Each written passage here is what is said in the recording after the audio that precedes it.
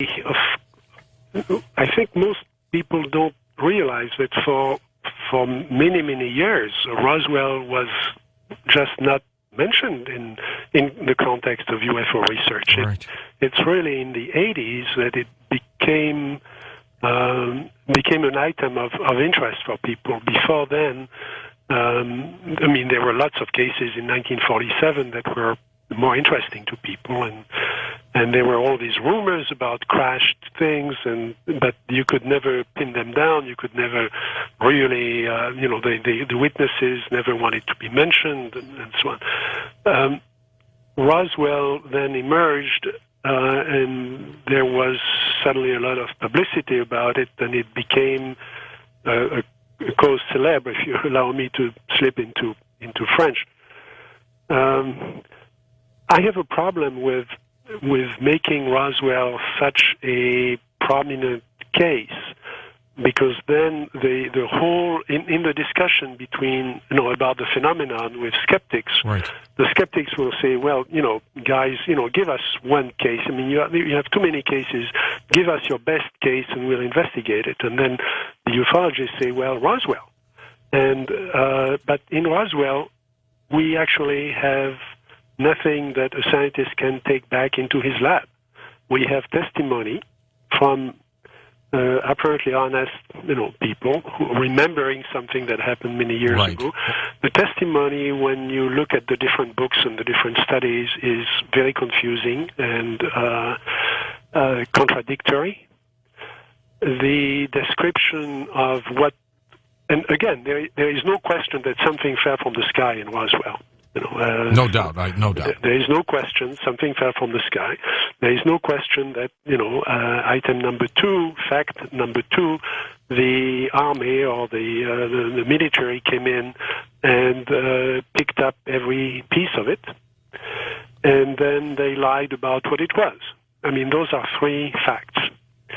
So on the basis of that, it's tempting to jump to the conclusion that, well, this must have been a UFO, okay? Well, it could have been, or it could have been something else.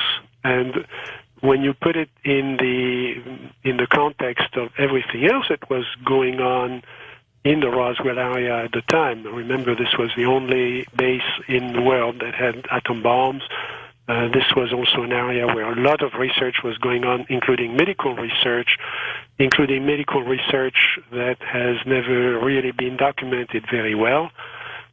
Some of which remains classified, including medical research, which, as several authors have pointed out, may have violated some of the standards of human subject research. There could have been a lot of reasons for throwing a veil of secrecy over what was actually going on there. The explanations that have been given are not very convincing. The Air Force has said, well, it was a balloon. Actually, what's being described, it looks like a balloon. It looks like a reflecting surface of some kind, some advanced material, but not advanced by our standards. Certainly interesting material by the standards of 1947, but something that looked like was very light material like balsa wood with hieroglyphics on it. Well, many people have pointed out there were such things used to as the armature of balloons that were classified at the time, that were designed to pick up different radiation levels in the higher atmosphere and so on, that were classified. So there is a mix of puzzling facts and explanations that are not complete explanations, and you end up with something where a scientist with an open mind is going to say, look, you're not giving me anything that I can really work on. There are so many other UFO cases where we have data, where we have maybe not hardware in the kind of hardware we would like to have, but we certainly have metal that has been left behind in connection with reliable descriptions by witnesses that we can interview today. And as you know, I mean, in Confrontations, in the second book of the trilogy, I have an entire chapter on looking for patterns in that material, some of which I own. So, there is material, there is metal residue that is puzzling. It's not something that would be unexplainable in terms of Earth chemistry, but it's very, very strange. Would it have been difficult to explain in terms of Earth chemistry based on the fact that it was 1947? No. It would not, okay. No. Okay. One of the things, though, Jacques, that astounds me about Roswell is this deathbed signed affidavit by Lieutenant Walter Haut, who originally put out the news release that the Army Air Force had found this wreckage and had it, and then he changed the story. He said he was told to change it. But when he died, he left this document that claims that he saw the crashed wreckage. And I find that to be pretty compelling. Of everything that I've heard about Roswell, the Walter Haut deathbed confession seems to be pretty fascinating to me. It's all fascinating. I've spent time with Colonel Corso. I've spent time with other people who had been hired to investigate events around Roswell. It is fascinating, but it is not the best case on which to base an argument about the reality of UFOs.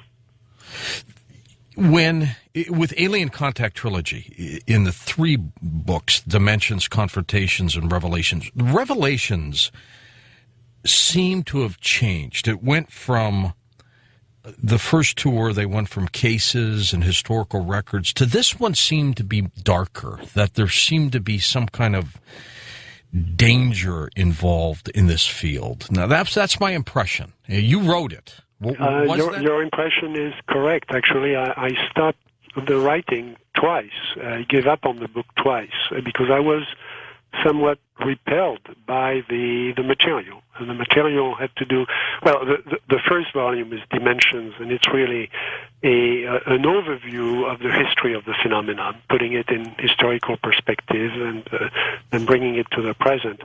Confrontations is really the most important book from my point of view. People always say, why don't scientists go into the field and investigate those things? Right. Well, that's what we did. Okay, my wife and I and a small team of friends and colleagues. And Confrontations is really the summary of about 10 years of research. Practically all the cases are first-hand cases investigated at the site. It's not armchair research. We went there, we found the witnesses, we spoke to them, and we inspected the site. And we, in many cases, we analyzed what was there. Then I couldn't leave it there because the story is bigger than that. Right, The story includes belief systems, it includes cults, it includes contactees, it includes people with extreme beliefs who have contributed to creating what the public thinks of today as the UFO phenomenon. That includes, for example, the HIM group that became Heaven's Gate. In a prior book in 1975, I had, actually 79, called Messengers of Deception. I had warned people about not joining those groups. I attended a meeting of that group, and I mention it again in Revelations, a meeting of that group at Stanford, where one of the students who listened to the presentation by those by the members of the cult asked what's the risk in joining you, and the answer was you only risk your life. Yeah, exactly. And and that people don't want to hear that. The book was at the time and that warning was rejected by most of the UFO believers or researchers as something that was irrelevant. So these are crazy people with their own little crazy belief, and that's not relevant to what we do. Well, it is relevant because it's shaping our perceptions of it, and of course we've seen that later in the mass suicide of the members of Heaven's Gate. It's important to study those groups, and I'm not a sociologist, so I can only go so far in calling attention to that aspect of the problem. And then you have another panel, so to speak, that's even more confusing, which is the intervention of intelligence services. And when you spend a lot of time in the field talking to witnesses about what they've seen, after a while you become aware that there is more than just natural phenomena and things that could be UFOs, but there are also people playing games. Now, some of those games may be played, maybe psychological warfare exercises. They may be very legitimate from the point of view of the military or the training of special forces. And but to give you an example, because people are going to say, well, it's all speculation. Sure. Let me tell you something that's not speculation. I have a friend, actually, a colleague in venture capital, who used to be in the special forces. And one of the things that they did, and this was back in the 70s and 80s, was to attempt penetration of nuclear sites, American nuclear sites. They would drop from the sky at night with out of devices that were made to look like flying saucers. Now, if you're a guard at a missile base and you're told to shoot at any helicopter that comes over the fence, if a helicopter comes over the fence, you're going to shoot at it. If a flying saucer comes over the fence, or the Virgin Mary comes over the fence, what do you do with your machine gun? And there are exercises like that. Right. That may explain why there are strange things seen around missile sites or nuclear sites. Attempting penetration, for the sake of security of those sites is very important. And people do some pretty weird things. And to some extent, when you really look into it and you talk to people like that, you begin to see that some of that is legitimate, but it's very confusing. And it's going to be very confusing to somebody who just happens to be there and watch this and not know what's going on. So I thought I had to document some of those cases, and some of the prominent UFO cases of the 70s and 80s and 90s, in my opinion, are just such exercises. Dr. David Jacobs believes also that there's a dark side to the ufology field, that whatever this mission is, of whatever these may be, he believes that it's not on friendly terms here. Do you somewhat agree with that? Well, I've discussed it with Dr. Jacobs. We may have come to similar feelings from different directions. Right. My feeling about the fact that those things are not necessarily friendly, assuming there is a form of consciousness associated with it, comes from what happened in Brazil, for example, where definitely there was hostile behavior. It was hostile behavior, but it wasn't. Those things were not really displayed as weapons. I mean, they could have, they could have done much more harm if what we think about the technology is correct. At the same time, what Dr. Jacobs and Bud Hopkins have done is derived from hypnosis of abduction victims. Right, and as you may know, I have a big problem with hypnosis. I don't think hypnosis is the right way to analyze those cases. Yeah, you don't believe it extracts the right information. Well, I'm no expert in that, but I read what experts have written, and I've consulted with a number of psychiatrists and psychologists, clinical psychologists, and people who teach hypnosis to clinical psychologists. They all tell me the same thing, that if you are in front of of a person who believes that they've had an experience which is so traumatic, the last thing you should do is use hypnosis. There are other ways of extracting information that are much more gentle and more reliable. Furthermore, hypnosis, has been looked at as a method for extracting the truth in court, and there is a very large literature about the excesses, and the mistakes made with hypnosis, especially in the hands of untrained people. And so I don't think we can rely on that material. Jacques, we know something is happening. What we don't know is who and why and where necessarily, but there's so many different theories that they're time travelers from our own planet, that they might be dimensional, that they're truly extraterrestrial from other planetary systems. Have you come to any specific conclusions as to what you think is going on? No, I really haven't, and I think we shouldn't try to come up with conclusions at this point. It's true that it's very confusing, and there is all that data, but we have a way of addressing that, and it's called science. And the science has never been done. No, it hasn't caught up with us at all. People like, Dr. James McDonald, Dr. Hynek, and myself, and Dr. Haynes, and a number of other people, Dr. Poher in France, and so on, have studied this with our training as scientists. But we haven't done science. I mean, that's not the way you do science. The way you do science is you fund a number of teams in competition with each other. You call for proposals for research with a particular goal, usually a limited goal. You don't try to solve the whole problem at once. You try to go for chunks of it. You develop databases that are reliable, and then you do that step by step. And that's how. That's how the internet was built. That's how cancer research is done. That's how science progresses. It has never been done.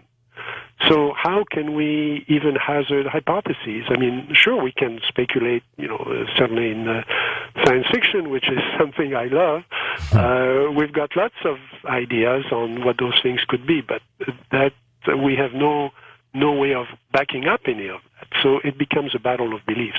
Jacques, we're at the top of the hour. We've got one more hour to go with you, and one of the things we'll do is open up the phone lines. And we're with Dr. Jacques Vallée. If you've been following the UFO field for a long, long time, well, you know who he is. And if you're brand new to it, well, you'll find out in just a moment. This is our floating format night, so this will be Dr. Vallée's last hour with us. We'll take your phone calls next hour, 2 hours with Stephen Bassett, as we talk about the push to get through the truth on Coast to Coast AM. Jacques, the Billy Meyer case perplexes me, the one from Switzerland, of course. I mean, some of his pictures from years gone past, absolutely staggering. Now that we're into the computer age and Photoshop, you wonder a little bit, but it is just an incredible story. Have you ever looked at that, or your thoughts on that case? I have, and I've traveled there, and I've met some of the people in the group on the property. And the pictures are stunning. The question is, what are they pictures of? Yeah. And are they pictures of a model? I believe they are pictures of a model. And what astonishes me is the willingness to believe on the basis of just a few pictures. The people have been swayed by the beauty and the precision of those pictures, and there are some films also. And I had, as you probably know, in San Francisco is not Hollywood, but there is a community of cinema avant-garde artists and movie makers and so on here in San Francisco as well. Truly professionals. And they get together from time to time to look at each other's movies and to look at interesting things. And one evening, and those are experts who make their own movies. And there was a series of films about UFOs, including the Billy Maher movies. And it was very interesting because you would see. It was a movie that Billy Maher had shot in which the ship vanished on the spot. So you could see the saucer hovering over the landscape, over the field, over the grass and so on, and then all of a sudden it would be gone. Well, what apparently he didn't know, and that I would not have noticed it, but the people in the room did notice it, and they reran the film and they showed me that when you stop the video camera and you restart it to do a special effect, as in making the flying saucer disappear, it leaves one blank frame, and that one blank frame, when your eye is trained, you can clearly see it. You can also see that the grass was moving from left to right when the saucer was there, and then it was moving from right to left when the saucer wasn't there. So that really gives you, that forces you to raise the question as to whether somebody didn't just stop the camera, remove the model, and start shooting again. And those things are easy to do, and unfortunately, there are too many fakes and too many hoaxes in this business, especially in the more modern cases, and especially now that the internet is around. Oh my! Yeah. It creates a market for that. What the lesson from, and I can't prove that, and I'm not accusing anybody of anything, but those are my suspicions.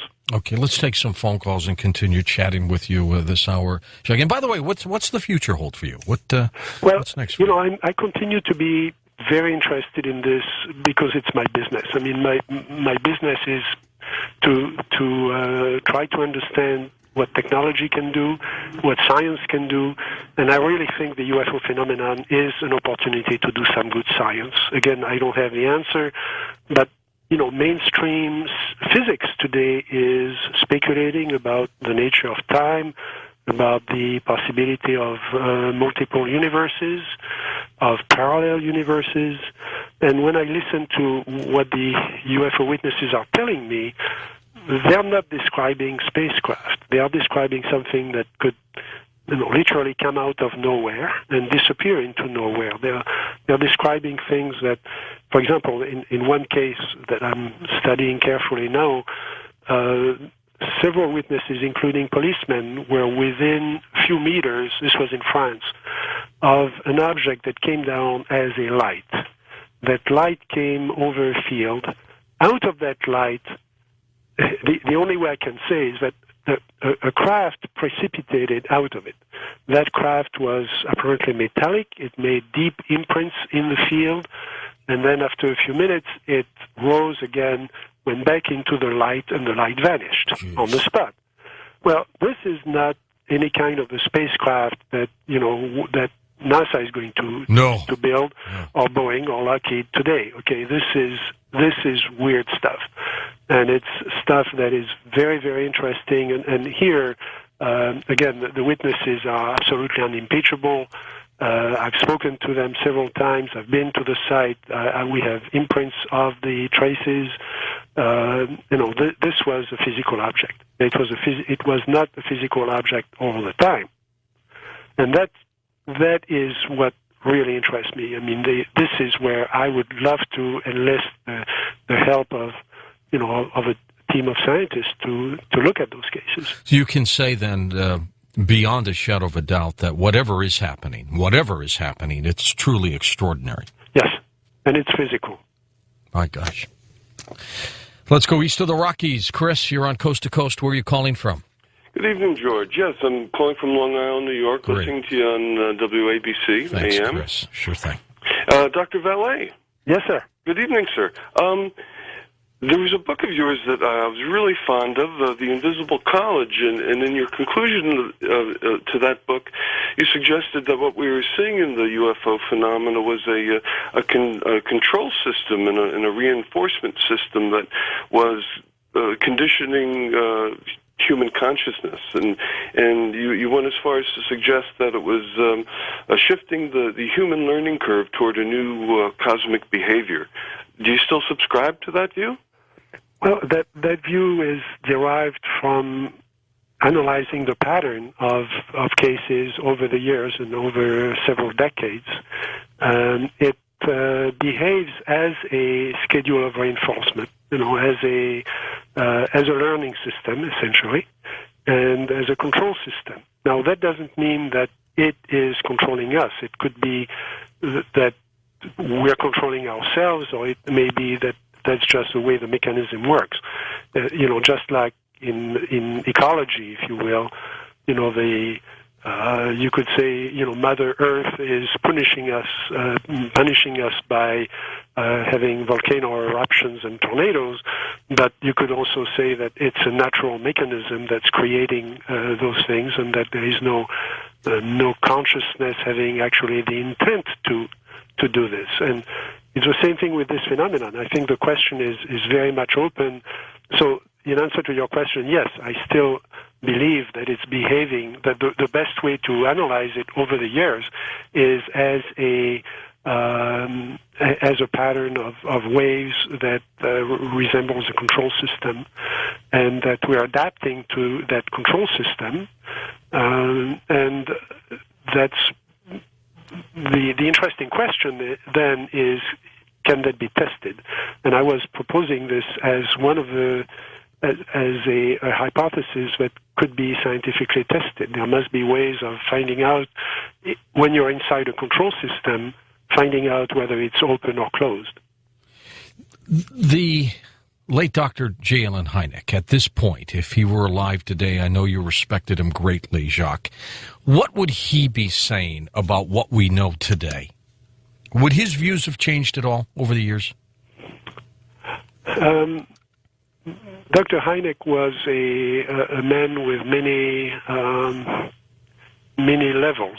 He confessed to me that the reason he got into science was not for the power and the glory of science, but to find the limitations of science. He was very much, at one level, he was very much a mystic. We found out that, when we would get together, we would talk about UFOs for a while, but then eventually we would talk about the history of science, the history of esoteric philosophy and natural philosophy, and so on, and what are the limits of science in terms of parapsychology. He was very much interested in the remote viewing experiments. He was very much interested in all of that. So he would not be surprised by what has been learned, since in the 20 years since he died. I can't tell you what he would be. He was a very creative man. I can't tell you what his ideas would be now, but I think he would have moved on to increasingly philosophical view of this whole thing, because he certainly, I've only been doing this for 50 years. He did it for many more years. He was there in 1947 at the very beginning. Yes, that's true. Wildcard line, you're on the air with us. Where are you calling from? Hi, I'm calling from Toronto. Okay, go ahead. Hello, Jacques. I got to hear you talk at the last IRVA conference, and I have also met with Ingo Swann. Yes? He tells me that zero-point energy has been reverse engineered at SRI in the 1970s from his alien contacts. He also conceived the future quite well and did not miss 9/11. The information that comes out of remote viewing forewarns of future disasters. So why was 9/11 not prevented? Well, that's a tough one. I have followed, of course, some of the research that a number of people have been doing about zero-point energy. That goes back many years. It goes back to from pure physics without any reference to UFOs necessarily or to remote viewing. Physicists have been speculating about zero-point energy theories for many years. To my knowledge, it has not been demonstrated. The theories seem to be getting better and better. I'm not an expert in that area of physics. I certainly hope, given the fact that we're running out of energy on the Earth, I certainly hope that somebody is going to come up with a way to harness it. I mean, we should explain what zero-point energy is. There is, of course, electromagnetic frequencies throughout the universe, and you can put a similarity or a metaphor of a pendulum. When the pendulum stops swinging, it still has a tiny little movement around the 0 point of rest. Well, that's what there is a similar thing for electromagnetic energy, and that 0 point of rest represents a tremendous amount of energy.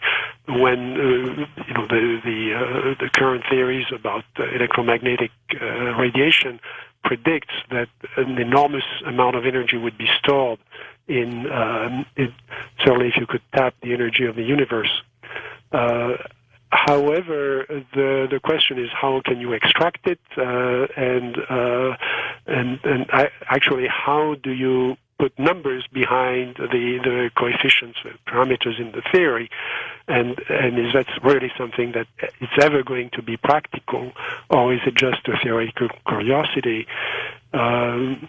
I certainly hope that somebody has a breakthrough about that. There is a book called the Road to 0 Point that summarizes all that research. That's a very good book. On 9/11, I did not know that Ingo had remote viewed and predicted 9/11. So I can't comment on that. I was not aware of that either.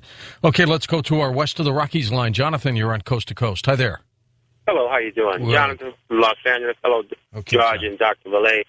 I would like to ask Dr. Valet if he's familiar with the mysterious lights on the moon, and also is that a plausible explanation, and if so, what is his hypothesis? And I'll take the answer off the air, and thank you very much.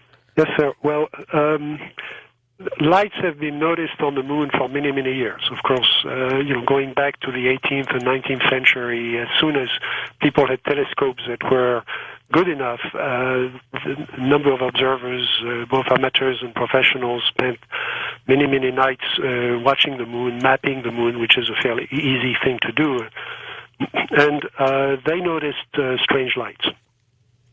There is no question that, and those were usually flashes of light, or they were linear patterns of light, or they were just glowing spots. And there is no question that happened. Now, there are a number of explanations. Of course, some people speculated that there were people on the moon signaling to us, but there are better explanations because those things always happen under the same conditions. And so some of the possible explanations are, number one, that meteorites hit the moon, and the moon doesn't have an atmosphere, or a very, very tiny, atmosphere. But when there is an impact, it could create a flash of light, and you would see it. The sun can reflect on rocks that have, a particular structure to create a flash of light as well. And there may also be gases from the moon itself that would be glowing, just as we do have that kind of phenomenon on Earth. So I'm not saying that swamp gas. I don't think there are swamps on the moon, but there could be chemical. There are chemical processes that could give rise to those lights. To my knowledge, and I know there are probably people listening to me who are disagreeing with that, but to my knowledge, there is nothing that has been unexplained in terms of repeated lights from the moon. What about angels, demons? What about those possibilities? when you look at, in one of the studies I've done, I've compared the UFO phenomenon to folklore, and just as if you were a farmer in the 15th century and you saw a strange light in your field and you saw little creatures dancing around the light, and you told that when you got back to the village, you probably would be accused of sorcery or witchcraft, or of congress with the devil. And the church was suppressing those stories. And today, if you're a farmer and you see a light in your field and you see little aliens dancing around the light, science is going to tell you that you probably had an hallucination or that you saw the moon rising, and it's the same phenomenon in sociological terms. So, and the behavior of the beings is pretty much the same. So I think you could draw a parallel, and we have an opportunity to study folklore in the making, in a way, because to the extent that those stories are repressed, they re-emerge in, just like fairy tales. I think were probably based in part on real observations of about the same thing that people are observing now. Stay with us, Jacques. We'll be back. We'll take final phone calls with you in just a moment on Coast to Coast AM. Next hour, Stephen Bassett joins us, our floating format tonight. We'll be right back, though. We'll take final phone calls with Dr. Jacques Vallée on Coast to Coast AM. Jacques, did you ever look at the Rendlesham case out there in Britain? Yes, I did. And I mentioned it in one of the books in Revelations. I'm very puzzled by it. For everybody has been puzzled by it, but sure. From a different angle, I'm wondering whether it is a psychological warfare exercise. There are a number of things, and of course that has been denied loudly by the U.S. Air Force. If you remember, it's an English air base, but with an American facility on the same land. Right. And there were a number of incidents there with a light that was at ground level in a wood that was seen. There is no question there was a light there. There was an object that was luminous, and there were a number of Air Force, both American and English personnel, who saw it. But they were asked to not have any weapons and go there and watch it from a distance, and they were then interviewed very carefully afterwards. Also, there are hints that there were people there who knew that light was going to be there, and that it arrived over the water over the North Sea. That is the kind of situation that you would set up if you were testing, if you wanted to expose a number of people, a calibrated cohort of subjects to an unknown, to a stimulus that would be unknown to them, and gauge their reaction in a military context. So that is just too similar to other psychological warfare exercises for me to jump to the conclusion that it was a UFO.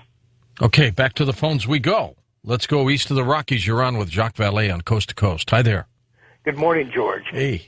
Good morning, Mr. Vallée. Good morning.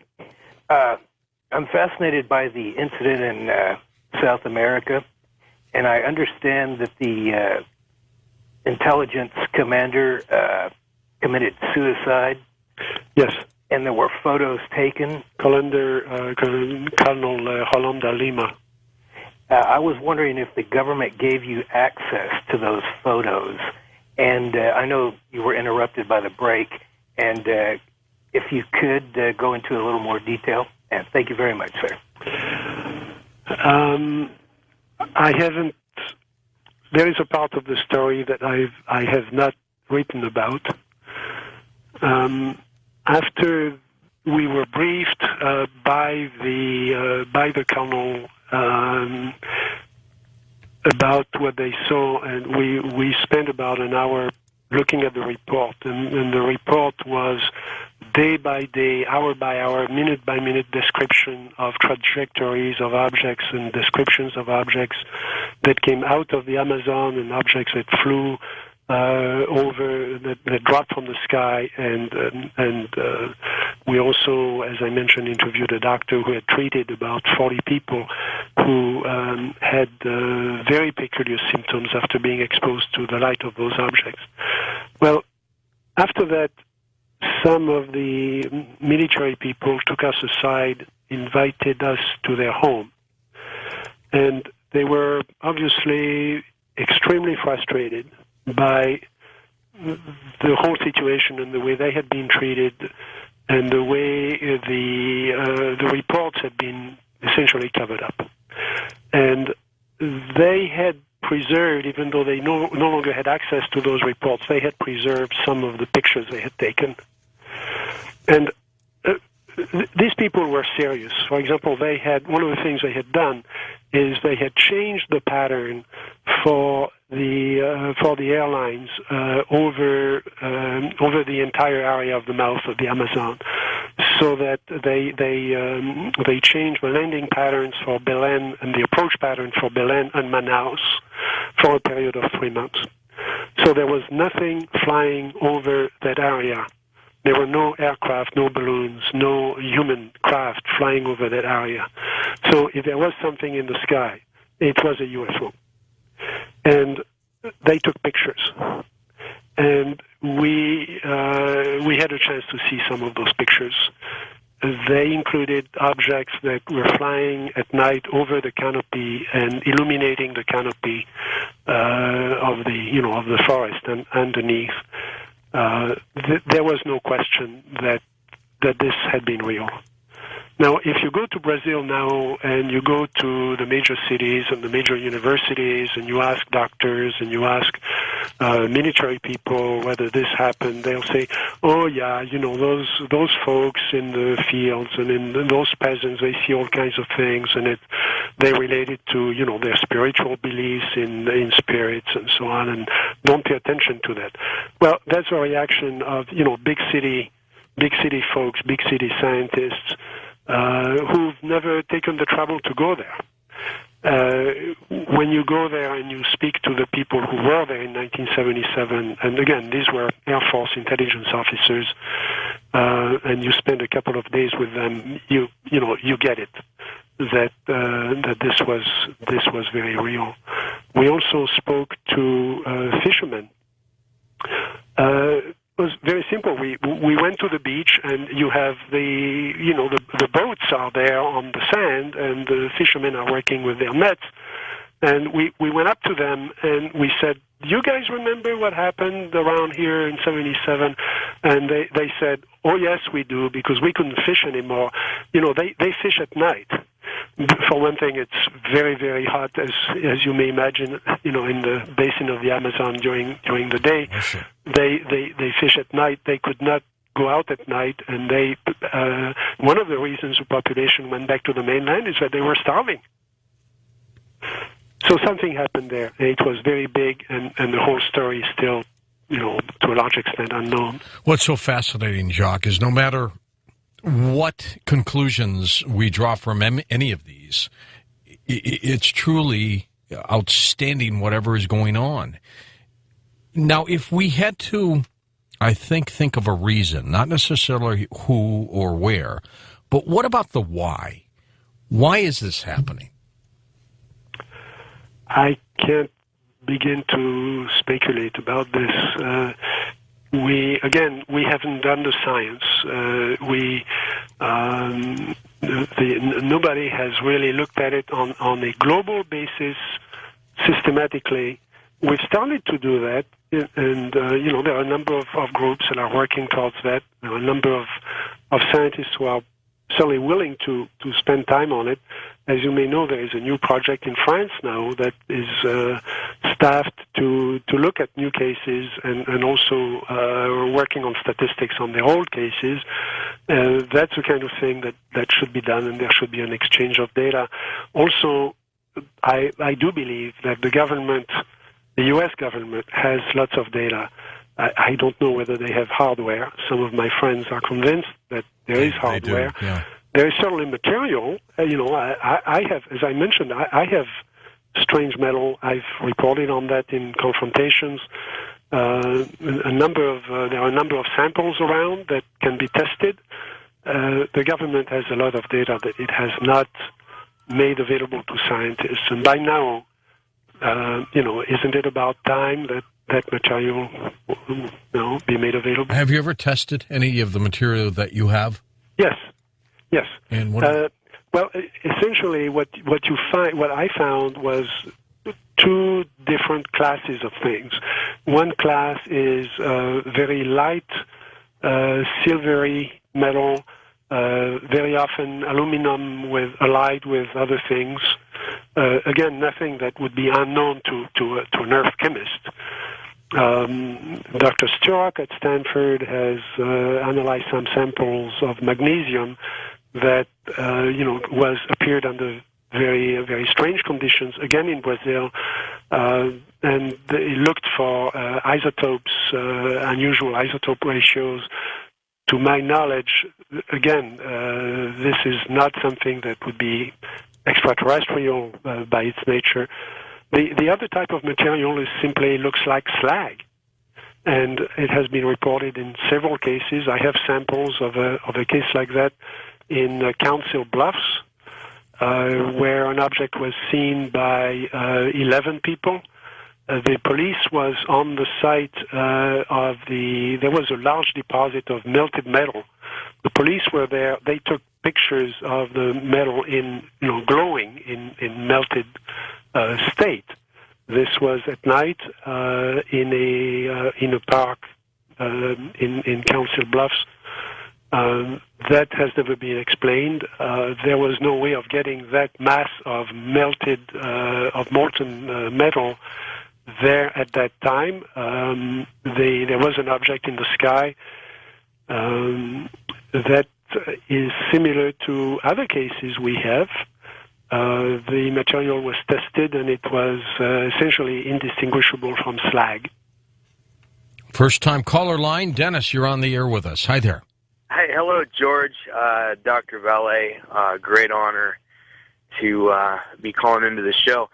A question for Dr. Valet. Sure. I've read all of your books, sir, and I seem to remember you'd indicated the phenomenon had changed, had been evolving over time. That was a salient theme in your books. And I was wondering if you might comment on whether you felt that, for example, now we're seeing more triangular-shaped craft versus maybe 50 years ago there was traditional discs with domes on top. I was wondering if you might comment on whether or not that metamorphosis was something caused by the phenomenon itself or something in our consciousness that is interpreting the phenomenon. Great question. Yes, it's a great question, and it's very hard to theorize about this. Of course, Jung, the psychologist, in his theory of the collective unconscious, has suggested that UFOs were an expression of the collective unconscious, and that would explain why the appearance of the phenomenon would seem to adapt to the culture in which it was perceived. In 1897, people were seeing cigar-shaped airships that over America, and then it morphed into something that seemed to follow the culture of the time, and at one time it did look like spacecraft, and now it looks like either advanced probes or triangles and so on. I don't know whether that's just our projection of what we expect it to look like. Remember that if you really want to go back, you go back to Ezekiel in the Bible talking about a flying chariot. Well, what he describes has nothing to do with a chariot, but that was the word that he had available to describe something that moved and that seemed to have wheels. And so it's very difficult to peel out the linguistic layer and the perception layer from, and get back to the actual phenomenon. In fact, in the field, I've trained myself to try to ask questions of witnesses in many different ways to try to elicit almost getting into a very quiet state with them where they can peel out these layers and begin to get to the deeper layers of description of what they've seen, and that's how you can get to a better description. Are you working on another book, Jacques? No, sir.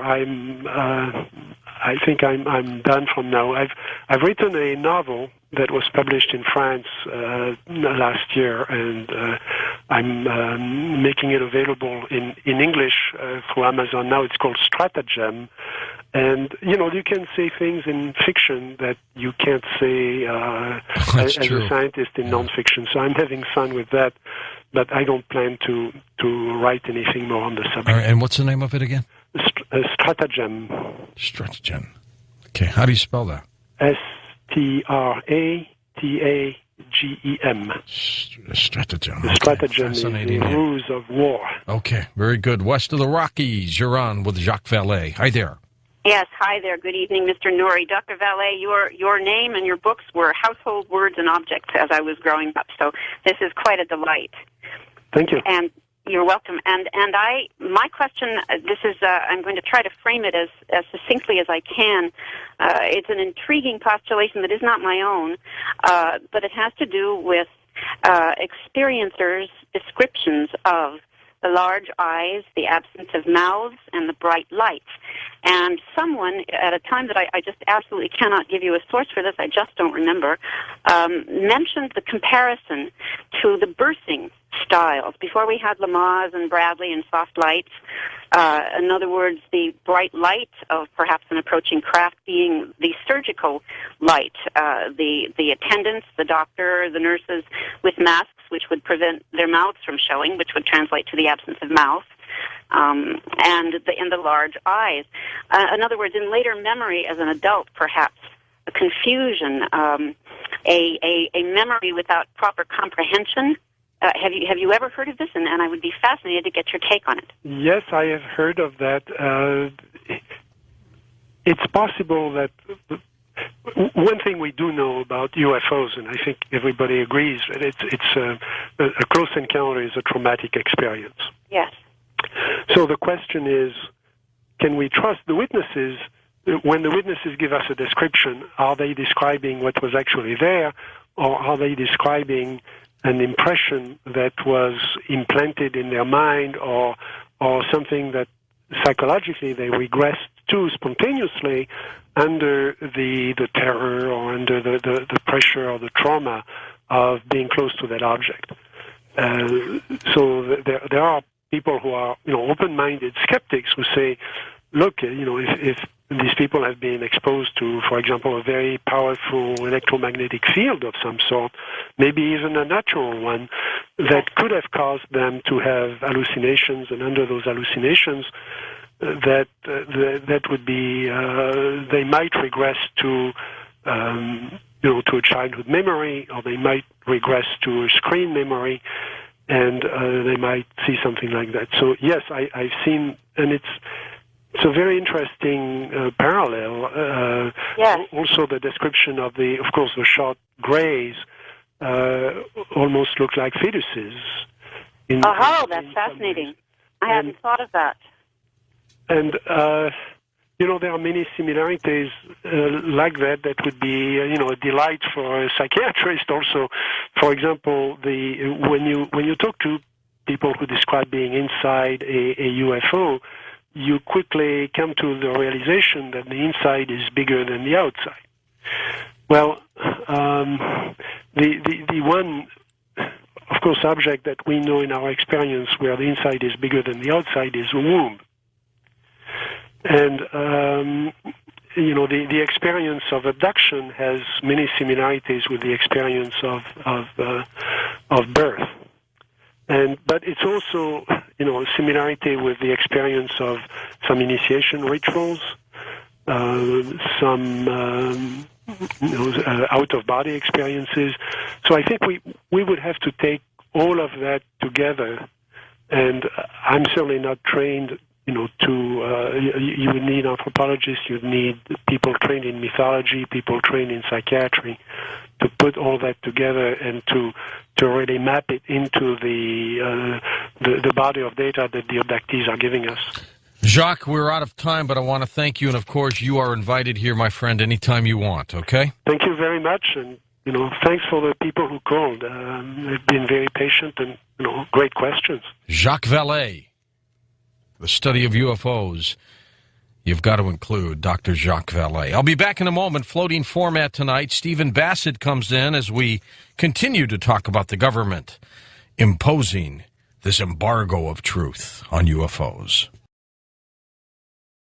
Well, as we continue our UFO extravaganza and our floating format, Stephen Bassett comes in next. He heads up the Paradigm Research Group. He's putting on the X Conference in Washington, D.C. I'll be out there with him in April. Back in a moment on Coast to Coast AM. Stephen Bassett, leading advocate for ending the 60-year government-imposed truth embargo regarding the extraterrestrial presence in the human race. He is a political activist. He's a lobbyist. He's a commentator, founder of the Paradigm Research Group, and the executive director of the Extraterrestrial Phenomena Political Action Committee. And he is also the executive producer of the X Conference, which takes place out there on the East Coast in April. Stephen Bassett with us for 2 hours. Hey, Stephen, how are you? I'm fine, George. It's great to be with you again. Likewise. Lots been going on in the UFO community these days, huh? Absolutely. Stephenville, Texas, what's your take on that one?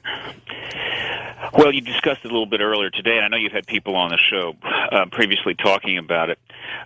What's important about it from my perspective is, first and foremost, the amount of media coverage it's getting and the overall amount of media coverage on the UFO issue in general that we're seeing, it is dramatically increased over the last 2 years. The threshold by which the editors and reporters and whatever will now go after these stories has substantially been lowered. This is a sea change in media coverage, which has very significant implications for the disclosure process. Stephenville is an example of this. There was also another significant sighting in San Diego. It got some coverage for a while, but then that faded away. The Stephenville case got outstanding coverage for two primary reasons. One, the event occurred near the Crawford Ranch, President Bush's home in Texas, and jets were scrambled. Anytime jets are scrambled, that's very significant. A similar thing happened in July of 2002, right in the middle of my congressional campaign at the time, of all things, near Washington, D.C., where a UFO blue orb, large, was seen, extraordinary maneuvers, and it being, post 911 and being in the Washington area, they had to scramble the jet. Well, by doing that made it a story.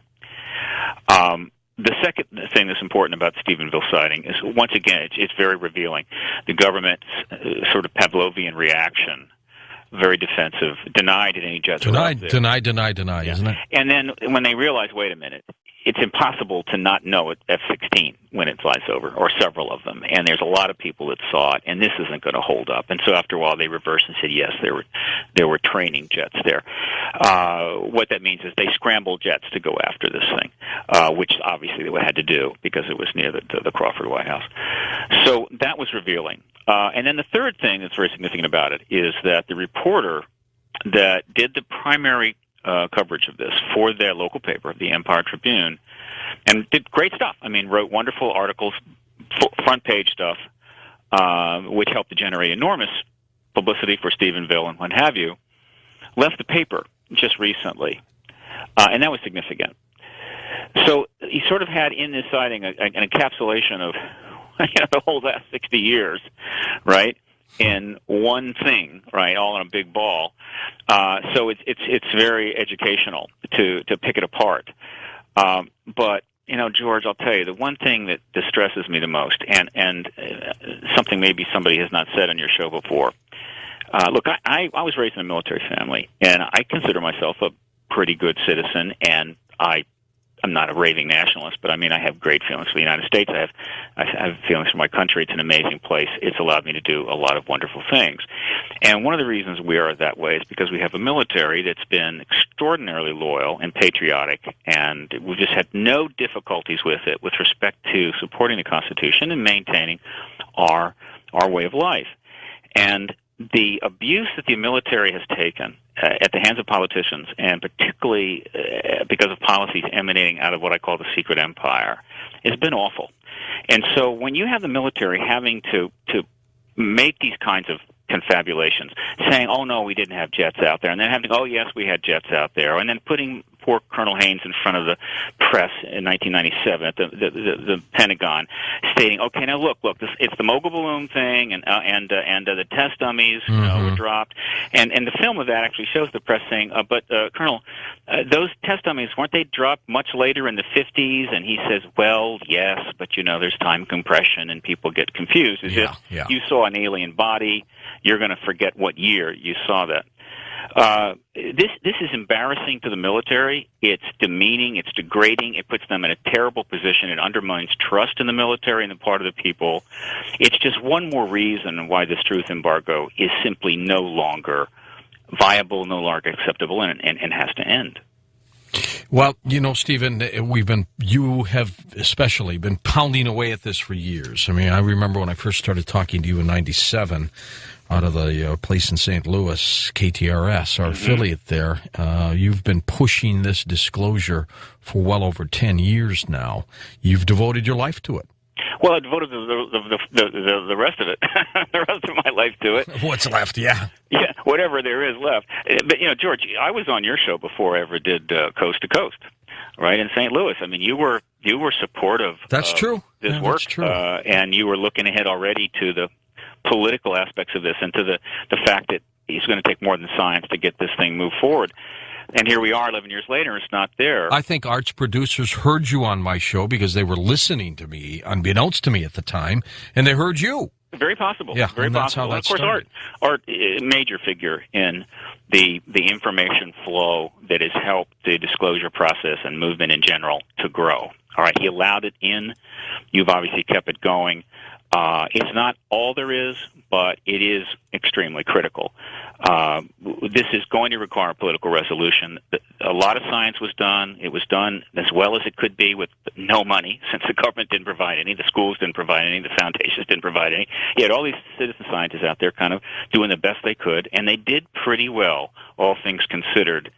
But as McDonald found out near the end of his life, you could do all the finest science you could. The government was not going to end the truth embargo. It wasn't about science. It was about maintaining a national security secret and embargoing this issue until such time as the government felt it was appropriate for us to know at least the fundamentals, namely there's an ET presence. And it really helped break him and helped lead to his suicide. Well, it's been many years now. And the point is that the issue is not science, meaning that the presence of ETs is not really a science thing. What their craft is made of, yeah, that's sciencey, and their biology and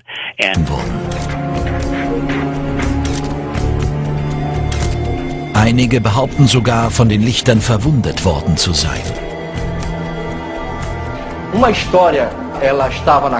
Eine Frau war nachts in ihrem Haus, als sie plötzlich einen hellen Schein wahrnahm. Sie merkte, dass das Licht auf ihr Haus schien. Es drang durch das Dach und erhellte das Schlafzimmer.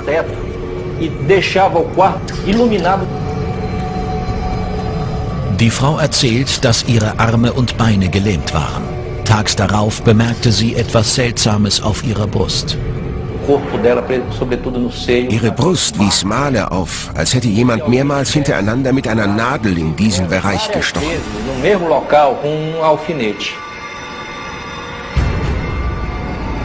Weitere vermeintliche Opfer erzählen ähnliche Geschichten. Sie berichten auch, dass sie, während sie durch das Licht bewegungsunfähig waren, das Gefühl hatten, jemand würde ihnen Blut aussaugen.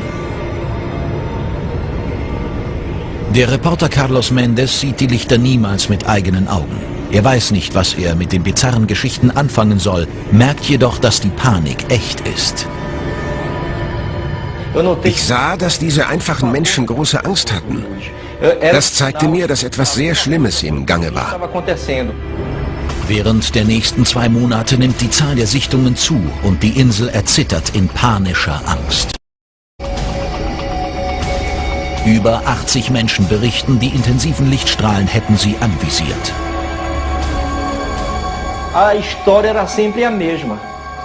Die Geschichte war stets dieselbe.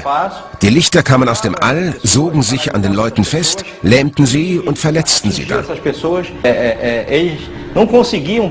Sie konnten nicht begreifen, warum sie angegriffen worden waren, berichteten aber von einem gewalttätigen Übergriff.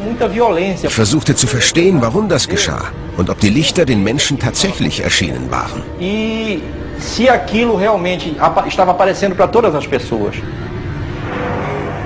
Die Einwohner sind so verängstigt, dass viele Frauen und Kinder die Stadt verlassen. Ein paar Männer errichten den Strand entlang Lagerfeuer und halten Nachtwache.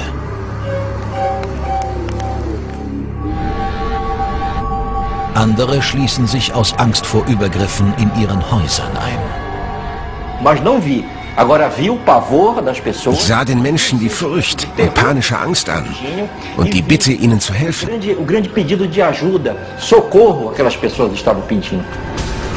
Es scheint, als würde jemand oder etwas die Bewohner von Colares angreifen. Und keiner weiß weshalb. Zu der Zeit arbeitet die 24-jährige Dr. Velaide Carvalho als Direktorin des örtlichen Gesundheitszentrums. Sie ist erst seit 6 Monaten auf der Insel. In den letzten Tagen hat die junge Ärztin einen Anstieg an Patienten beobachtet. Viele behaupten, von dem unerklärlichen Licht verletzt worden zu sein.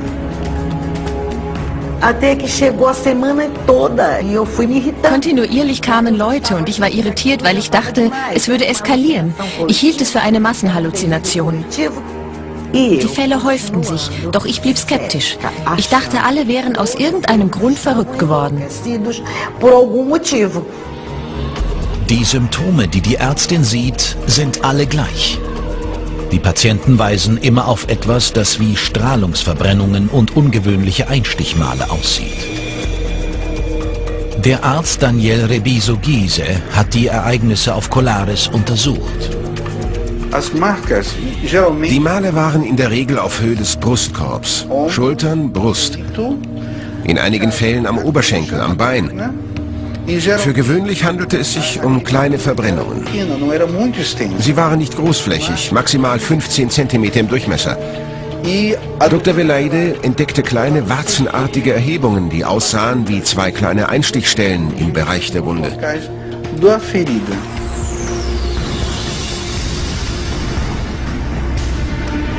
Die Opfer gaben an, dass die Verbrennungen dort entstanden waren, wo das Licht ihre Haut berührt hatte. Doch die Wunden sind anders als alle Verbrennungen, die die Ärztin jemals behandelt hat. As marcas causadas pelas queimaduras, elas ficavam de cor enegrecida. Die durch die Verbrennung entstandenen Male wurden sehr schnell schwarz, als wären sie schon um die 10 Tage alt. Oft waren jedoch seit ihrer Entstehung erst 10 Minuten vergangen. Doch die beunruhigendsten Fälle der Ärztin sollten erst noch kommen. Im September untersucht sie eine Frau, deren Verwandte behaupten, sie wäre in ihrem Haus von einem hellen Licht angegriffen worden. Sie wurde von ihren Angehörigen hereingetragen. Sie hatte bereits Krämpfe, wie bei einem Herzstillstand. Ihr Mund und ihre Augen waren fest geschlossen und sie hatte überhaupt keine Reflexe. Carvalho versucht, die Frau zu stabilisieren. Doch ihr Zustand bessert sich nicht. Wir konnten nichts weiter tun. Wir hatten keine Ambulanz, also blieb uns nichts anderes übrig, als sie ins Auto zu legen und nach Belém zu fahren.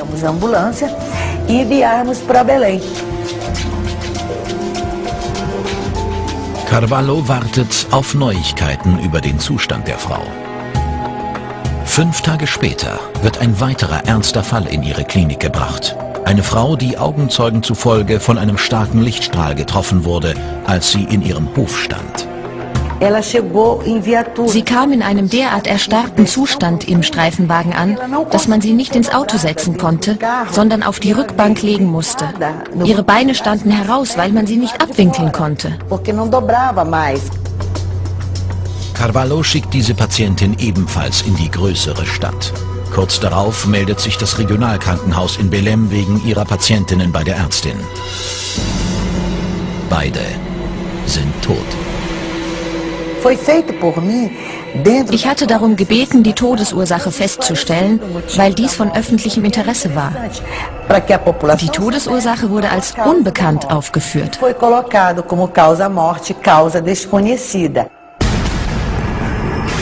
Carvalho glaubt noch immer nicht, dass ihre Patienten von Lichtstrahlen angegriffen worden sind. Sie vermutet, dass die wachsende Hysterie bezüglich der Sichtungen zu einem Herz- oder Schlaganfall geführt haben könnte. In der Hoffnung, der Panik ein Ende zu bereiten, bitten Carvalho und weitere städtische Beamte den Bürgermeister um Hilfe.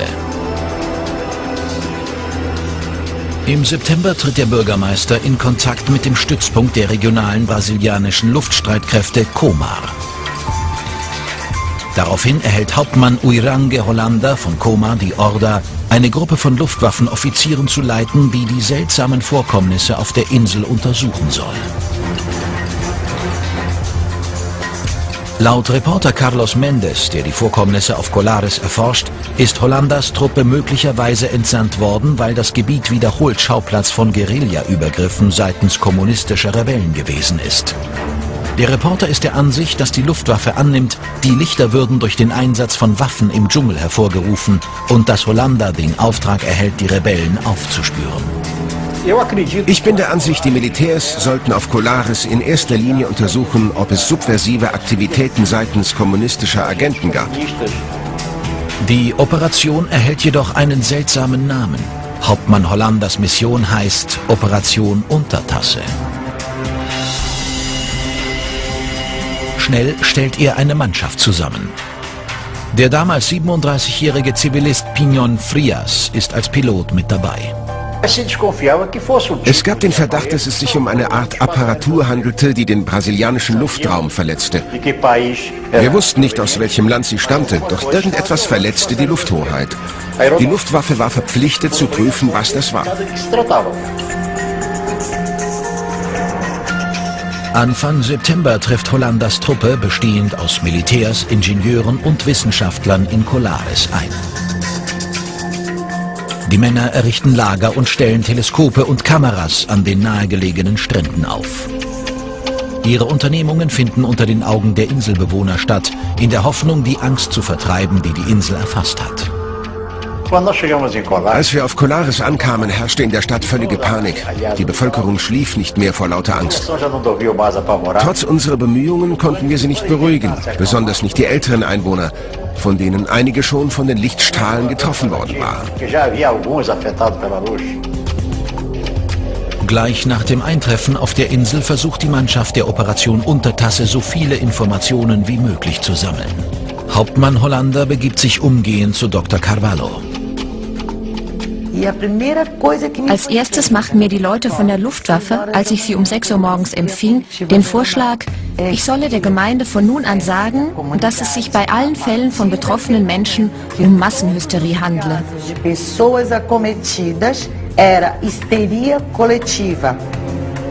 Für die Ärztin ist das Treffen ein erstes Anzeichen dafür, dass die Luftwaffe nicht daran interessiert ist, die Wahrheit zu finden, sondern sie stattdessen vertuschen will. Carvalho weigert sich, bei dem Plan mitzuspielen. Ich konnte keine Gemeinde betrügen, die so viel von mir erwartete, besonders Unterstützung und Glaubwürdigkeit. Hollanda trifft sich auch mit örtlichen Augenzeugen. Einer von ihnen ist der 48-jährige Emílio Campos Oliveira. Der Bewohner sagt, er wäre vom Licht am Oberschenkel verbrannt worden. Sie besuchten mich und fotografierten die Stelle, wo ich getroffen wurde. Die einzigen, die meine Male sahen, waren die Männer der Luftwaffe. Die Sichtungen dauern die nächsten 4 Monate an. Hauptmann Hollanders Truppe beschäftigt sich mit dem Sammeln von Informationen durch Zeugen und Stadtbeamte. Ihre Überwachungsausrüstung ist 24 Stunden täglich in Betrieb. Doch die Luftwaffe macht ihre Ergebnisse nicht öffentlich zugänglich. Diejenigen, die glauben, Operation Untertasse würde bei der Aufdeckung der Wahrheit helfen, sind enttäuscht. Einige glauben stattdessen, die Vertuschung hätte bereits begonnen.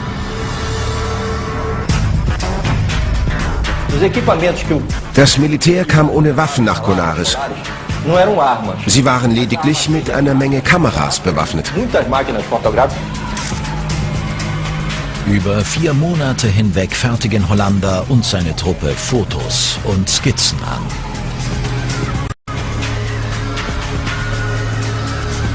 Dies sind ihre Originalzeichnungen.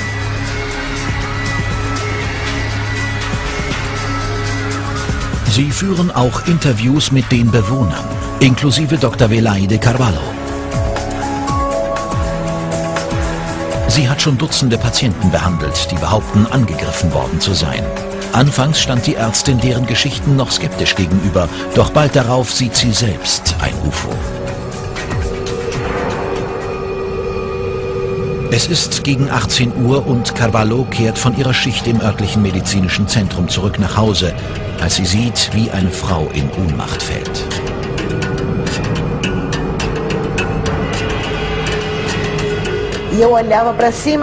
Ich blickte nach oben und sah das Objekt, das ich abgestritten hatte, woran ich nicht glaubte und was ich für das Produkt von Delirium, Verrücktheit und Fantasiegespinsten hielt. Ich sah das Objekt auf einer Höhe von ungefähr 10 Stockwerken. Das Objekt ist zylinderförmig und Carvalho fühlt sich wie gelähmt durch das, was sie sieht. Es hatte weder die Farbe von Edelstahl oder Silber, noch die Farbe von irgendetwas anderem.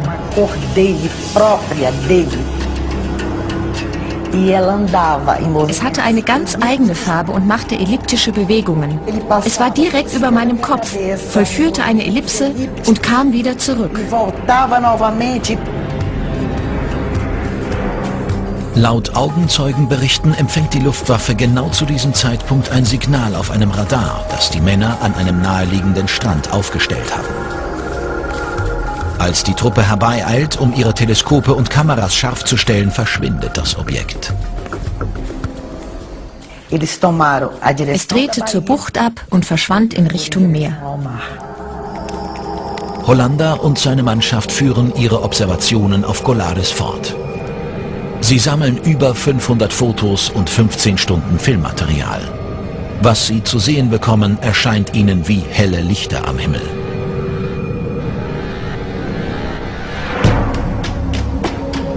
Ihre Untersuchungsberichte schicken sie ins Hauptquartier der COMMENT in der Landeshauptstadt Brasilia. Die Luftwaffe vertiefte sich wirklich in die Untersuchung.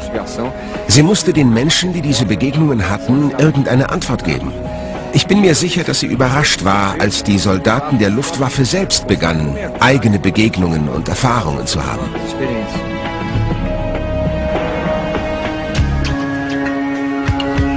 Im Dezember 1977 arbeiten die Ufologen A.J. Javert und Marco Petit intensiv an der brasilianischen Ausgabe des UFO Magazine, als sie von den Geschichten aus Colares hören. Dieser Militäreinsatz ist der erste uns bekannte in Brasilien, vielleicht sogar der Welt, der sich ausschließlich damit beschäftigt, was sich hier im Zusammenhang mit dem Phänomen UFO abspielte. Über 4 Monate lang wurden mehr als 3000 Menschen von den Soldaten interviewt.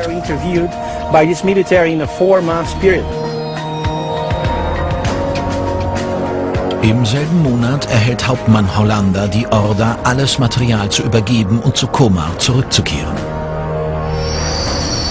Die Fotos, Filme und Skizzen, die sie gesammelt haben, bleiben unter Verschluss. Ihm wurde befohlen, die Operation Untertasse sofort zu beenden. Als Soldat stellte er nicht viele Fragen. Was mich und meine Kollegen am meisten erschütterte, war die Tatsache, dass Ende Dezember 1977 der Befehl kam, die Operation abzubrechen. Gerade als die Sichtungen zunehmend ergebnisreicher wurden. Bis heute weiß kein Zivilist, woher die Order kam.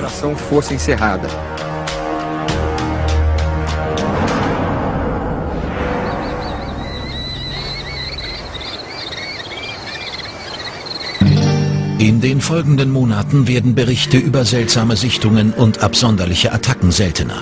Mit der Zeit fließen die Geschichten über mysteriöse Lichter am Himmel in die örtlichen Legenden ein. 30 Jahre lang wird die Operation Untertasse unter Verschluss gehalten. Doch Hauptmann Hollanders Schweigen währt nicht ewig.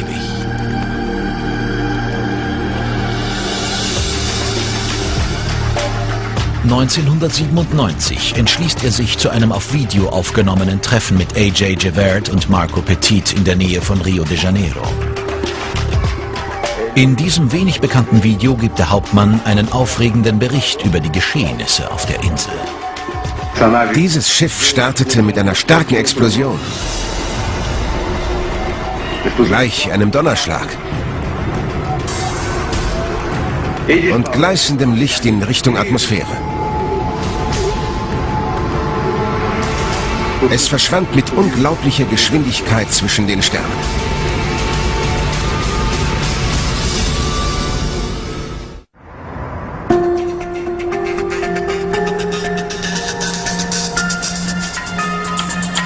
(1977) legt die Operation Untertasse der brasilianischen Luftwaffe einen umfassenden Untersuchungsbericht an, der über 20 Jahre in den Regierungsarchiven unter Verschluss gehalten wird.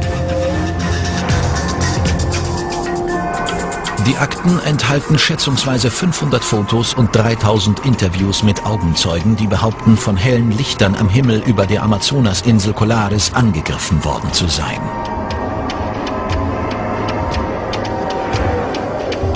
Erst 1997 beginnt sich der Schleier des Geheimnisses zu lüften. Juni 1997. A.J. Javert, Ufologe und Chefredakteur der brasilianischen Ausgabe des UFO Magazine, ist gerade bei der Arbeit, als er einen Anruf erhält. Am anderen Ende der Leitung ist Uirange Hollanda, der 1977 die Luftwaffeneinheit auf Colares leitete. Er rief an und sagte, ich habe Ihre Arbeit stets bewundert und glaube, Sie haben das Richtige getan. Früher konnten wir nicht miteinander sprechen, weil ich beim Militär war. Heute bin ich pensioniert. Wenn Sie mit mir sprechen möchten, besuchen Sie mich bitte.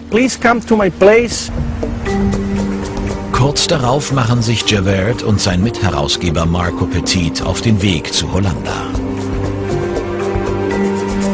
2 Tage dauert das Treffen der 3 Männer im Haus Hollandas in Cabo Frio vor den Toren Rio de Janeiros. Sie nehmen das gesamte Treffen auf Video auf. Er war ein Mann mit einem ausgezeichneten Gedächtnis. Er konnte Details von Dingen, die vor über 20 Jahren passiert waren, mit solcher Präzision wiedergeben, dass wir beeindruckt waren.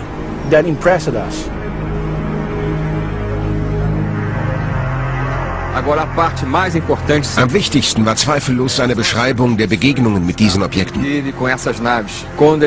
Er sah Schiffe mit unterschiedlichen Formen, die manchmal 100 Meter Durchmesser hatten. Durch solche Beobachtungen befand er sich in einer Situation, die weltweit nur wenigen Menschen zuteil geworden ist.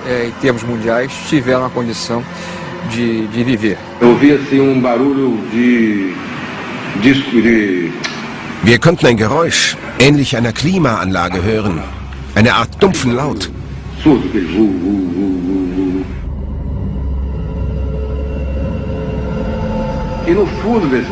Tief im Inneren dieses Geräusches war ein Klicken, das wie ein Schaltrad klang.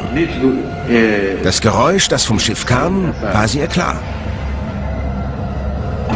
Hollanda beschreibt detailliert 3 verschiedene Begegnungen mit außerirdischen Raumschiffen.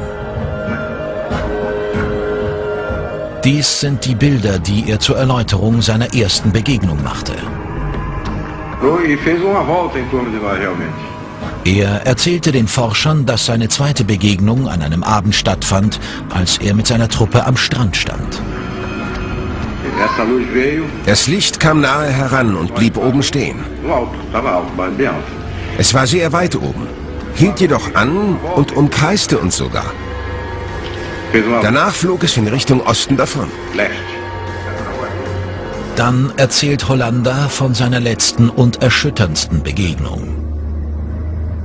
Er erzählt den Ufologen vom Besuch eines menschenähnlichen Wesens aus einem der Schiffe, während er im Bett lag. Ich lag auf der Seite, als plötzlich ein heller Lichtstrahl das Zimmer erleuchtete. Ich schreckte hoch. Ich hörte etwas Seltsames und gleich darauf stand ein Lebewesen hinter mir und legte seine Arme um mich. Das war eine befremdliche Situation. Dann beschreibt Hollander den Außerirdischen. Er war ungefähr 1,50 Meter groß und trug einen Anzug, ähnlich dem eines Astronauten oder Tauchers, der irgendwie weich und nicht besonders fest war. Das Gesicht konnte ich nicht sehen. Er trug eine bleigraue Maske und ich konnte die Einzelheiten des Gesichts nicht erkennen.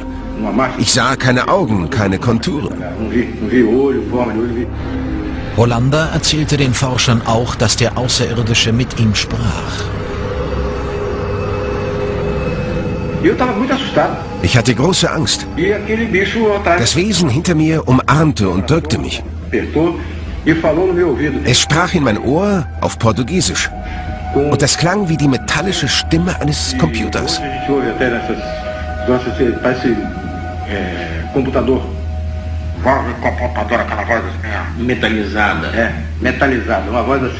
Es sagte zu mir, ganz ruhig, wir werden dir nichts tun. Hollander sagt, dass der Außerirdische im Anschluss verschwand. Er konnte uns ganz präzise sagen, was geschehen war. Es gab eine ganze Reihe von Objekten, die in diesem Gebiet agierten. Einige Objekte kamen seltsamerweise aus dem Dschungel, zwischen den Bäumen hervor.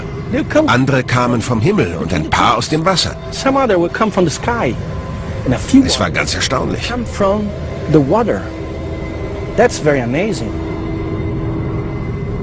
Uirange Hollander stellt eine weitere überraschende Behauptung auf. Er zeigt den Ufologen seinen Arm. Es sieht aus, als wäre etwas unter seiner Haut. Er berichtet, der Außerirdische hätte es bei der letzten Begegnung dort implantiert. Flexibel und biegsam. Hier, man drückt und da sieht man es. An dieser Stelle. Sind Sie einmal geröntgt worden? Ja, aber ohne Befund. Im Juli 1997 veröffentlichen Javert und Petit Hollanders Geschichte in ihrem UFO-Magazin.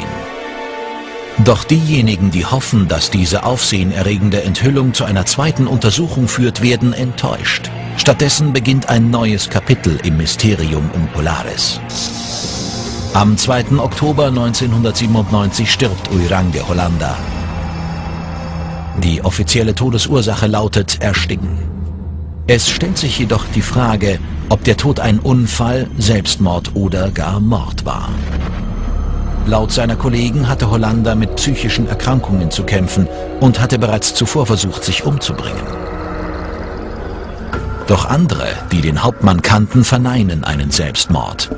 Sein Co-Pilot Pinion Frias vermutet, er könnte ermordet worden sein. Hollander würde sich niemals umbringen. Zwar kann ich nichts und niemanden beschuldigen, doch würde er sich niemals eine Schlinge um den Hals legen und sich erhängen.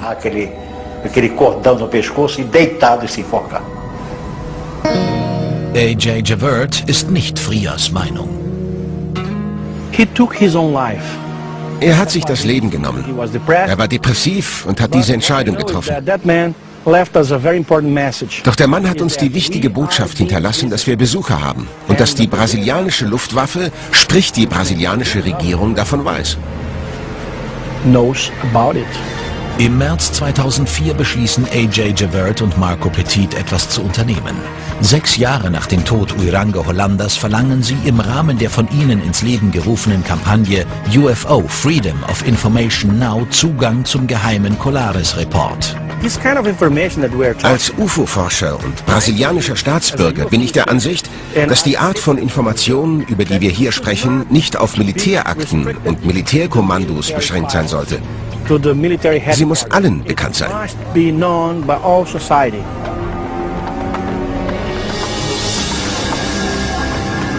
Im Archiv der Luftwaffe entdecken Javert und Petit diese von Hollander und seiner Einheit angefertigten Skizzen und Fotos. Aufzeichnungen, die 30 Jahre lang unter Verschluss waren.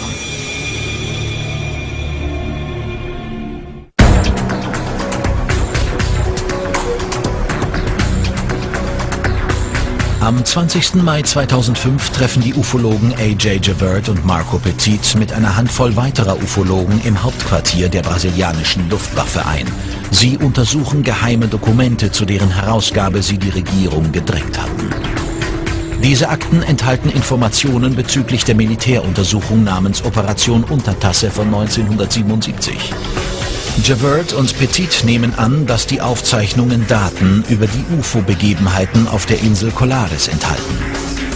Der Brigadegeneral sagte, ich habe vom Kommandanten der brasilianischen Luftwaffe Order erhalten, Ihnen alle Akten zu zeigen. Sie können alles sehen, was Sie wollen.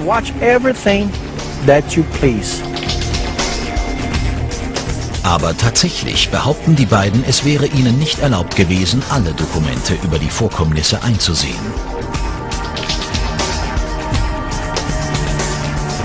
Dies sind einige der Fotos, die sie untersuchen.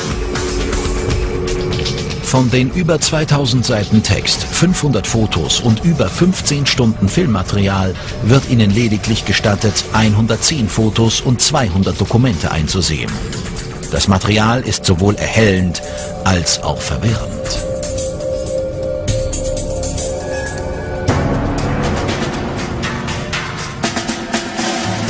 Es zeigt, dass die brasilianische Regierung viel Zeit darauf verwendet hat, die Sichtungen zu untersuchen. Die Akten dokumentieren zahlreiche Aussagen von Augenzeugen und enthalten mehr Einzelheiten, als die Ufologen jemals für möglich gehalten hätten. Javert und Petit dürfen die in den Akten befindlichen Filme nicht sehen. Doch sie entdecken Fotos, die Hauptmann Hollander, Leiter der Operation Untertasse, gemacht hat. Die körnigen Schwarz-Weiß-Fotos zeigen helle Lichter hoch oben am Nachthimmel. Was die Ufologie angeht, ist ein Foto weniger wert als 1000 Worte. Man muss die Berichte der Leute analysieren, die die Fotos geschossen haben. Hauptmann Hollanders umfangreicher Bericht enthält Skizzen und Beschreibungen seiner vermeintlichen Begegnungen mit den außerirdischen Flugobjekten. Wir hatten Zugang zu unterschiedlichen Dokumenten, die die Begegnungen bis ins Detail beschreiben, auch Rekonstruktionen in Form von Skizzen. Und das nicht nur für die Fälle des Militärs, sondern auch für die der Bewohner.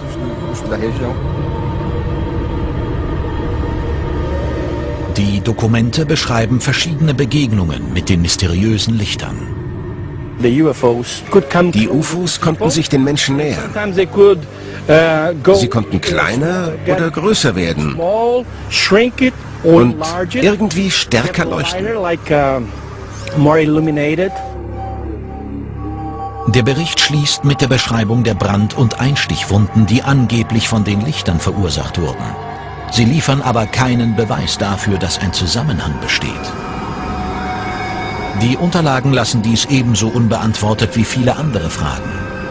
Sie versuchen weder die Quelle der Lichter zu bestimmen, noch die Spekulationen zu entkräften, dass sie von außerirdischen Flugobjekten herrühren. Heute scheint klar zu sein, dass es seitens der brasilianischen Regierung keine endgültige Erklärung für die Sichtungen auf Colares geben wird. Die Luftwaffe erklärt offiziell, dass im Zusammenhang mit der Operation Untertasse ein Bericht mit unterschiedlichen Aussagen, der offensichtlich jeglicher wissenschaftlicher Grundlage entbehrt, angefertigt wurde. Bis auf Weiteres kommen eventuelle neue Informationen lediglich von Seiten unabhängiger Forscher und Ufologen. Der Arzt Daniel Rebiso-Gysi studiert die Sichtungen auf Colares seit 1985.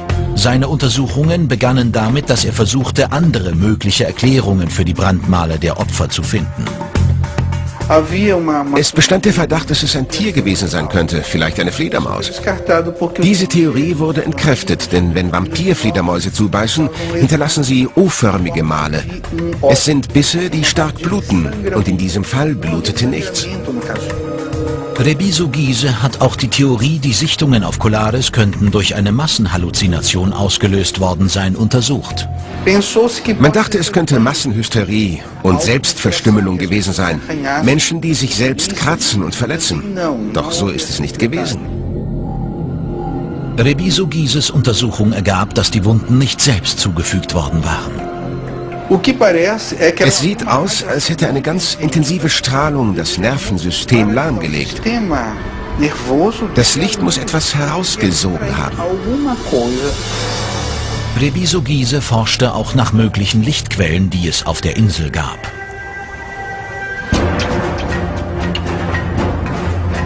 Zur Zeit der Sichtungen bekämpfte die brasilianische Regierung kommunistische Guerillas im Bundesstaat Pará.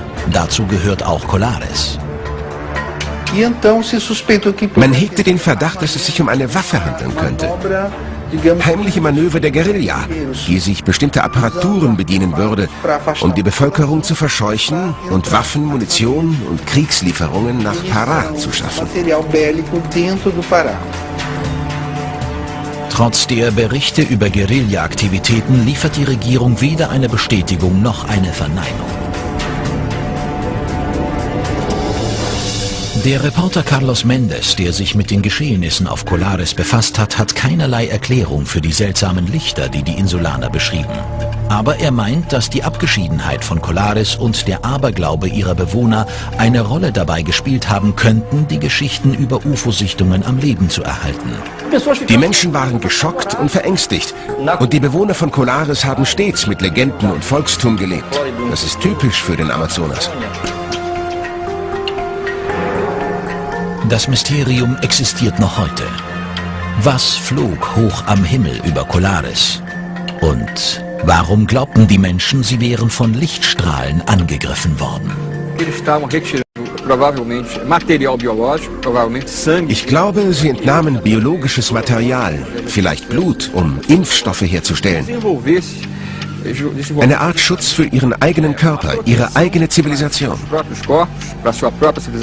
Wenn letzten Endes der Tag der Kontaktaufnahme mit den Menschen kommen sollte, wären sie nicht mehr für Krankheiten und Seuchen anfällig, die von uns Menschen ausgehen. Was Hauptmann Hollander, den Leiter der Operation Untertasse, angeht, sind die Ufologen Marco Petit und A.J. Javert davon überzeugt, dass er aus einem Gefühl der Verpflichtung heraus handelte. Hollander war überzeugt, dass er nicht sterben konnte, ohne seine Geschichte zu erzählen. Es war essentiell, diese von dem Hauptakteur zu hören, der die gesamte Untersuchung damals geleitet hatte.